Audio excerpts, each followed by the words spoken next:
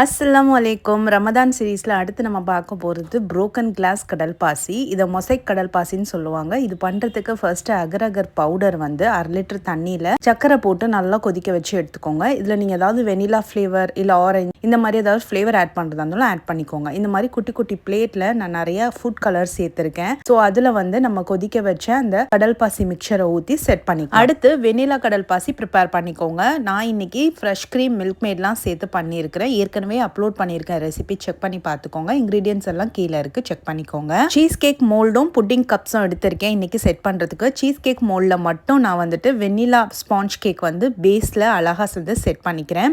இப்போது செட்டான கலர் கடல் பாசி எல்லாத்தையும் ஒரே பவுலில் போட்டாச்சு. நல்லா மிக்ஸ் பண்ணிவிட்டு ஏற்கனவே நம்ம ப்ரிப்பேர் பண்ணி வச்சுருக்க மோல்டில் கொஞ்சமாக போடலாம். அதிகமாக போட்டோம் அப்படின்னா செட் ஆகாது, உடஞ்சி வந்துடும். ஸோ கொஞ்சமாக ஃபில் பண்ணிக்கிட்டு நம்ம ப்ரிப்பேர் பண்ணி வச்சுருக்க வெனிலா கடல் பாசியும் உள்ளே சேர்த்து ஃப்ரிட்ஜில் ஒரு 1/2 hour வச்சு செட் பண்ணிக்கோங்க. அவ்வளோதான், சூப்பராக ரெடி ஆகிடுச்சு. கட் பண்ணி சர்வ் பண்ணுங்கள். குட்டீஸ்க்கு ரொம்பவே பிடிக்கும். ஃபுட் கலர் நல்லதில்லை தான், என்னைக்காவது ஒரு நாள் எடுத்துக்கலாம், தப்பு இல்லை.